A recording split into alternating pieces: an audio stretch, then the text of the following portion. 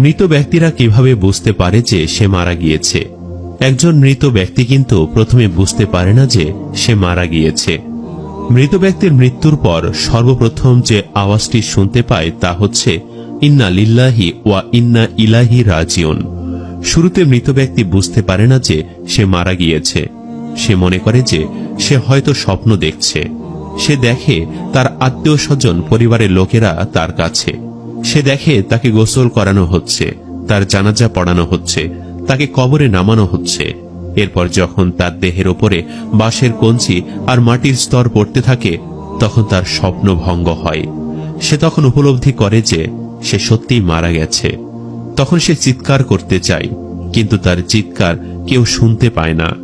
যখন তাকে দাফন করে সবাই তাকে একা কবরে রেখে ফিরে যায়, তখন আল্লাহ তাআলা তার আত্মাকে পুনরায় তার দেহে ফিরিয়ে দেন আর সে জেগে ওঠে। প্রথমে সে খুশি হয় এবং কৃতজ্ঞতা জানায় যে মহান প্রভু তাকে যা দেখিয়েছিলেন তা কেবলমাত্র একটি স্বপ্ন ছিল, আর এখন সে ঘুম থেকে জেগে উঠেছে। এরপর সে তার শরীর স্পর্শ করে দেখতে পায় সে কেবলমাত্র একটি কাপড়ে মোড়ানো রয়েছে। সে অবাক হয়ে প্রশ্ন করে, আমার জামা কাপড় কোথায়? তারপর সে বলতে থাকে, আমি কোথায় আছি? এই জায়গাটা কোথায়?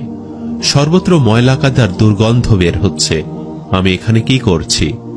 তারপর সে বসতে শুরু করে যে সে মাটির ভেতরে আছে এবং সে যা অনুভব করছে তা কোনো দুঃস্বপ্ন নয়। তখন সর্বপ্রথম সে মৃত ব্যক্তি বুঝতে পারে যে সে সত্যি মারা গেছে। তারপর সে যতটা সম্ভব জোরে চিৎকার করে ওঠে। তার আত্মীয় স্বজনদের ডাকতে থাকে, পরিবারের লোকদেরকে ডাকে, কিন্তু কেউই তাকে বাঁচাতে আসে না। অতঃপর সে ব্যক্তি আল্লাহকে ডাকে। সে বুঝতে পারে এই মুহূর্তে আল্লাহ রাব্বুল আলামিন তার একমাত্র ভরসা এবং আল্লাহর কাছে কান্নাকাটি শুরু করে, ক্ষমা প্রার্থনা শুরু করে। সে বলতে থাকে, হে আল্লাহ, আমাকে ক্ষমা করো, হে আল্লাহ, আমাকে ক্ষমা করো। যদি সে একজন নেককার বান্দা হয়, তাহলে তখন তার কাছে হাস্যোজ্জ্বল মুখে দুজন ফেরেশতা আসে। তারা তাকে সান্ত্বনা দিতে থাকে। আর যদি সে খারাপ মানুষ হয়, তাহলে ভয়ঙ্কর চেহারা দুইজন ফেরেশতা এসে তার ভয় আরো বাড়িয়ে দিবে। তারা তাকে ভয়াবহ নির্যাতন করবে। তার উপর কবরের আযাব শুরু হয়ে যাবে।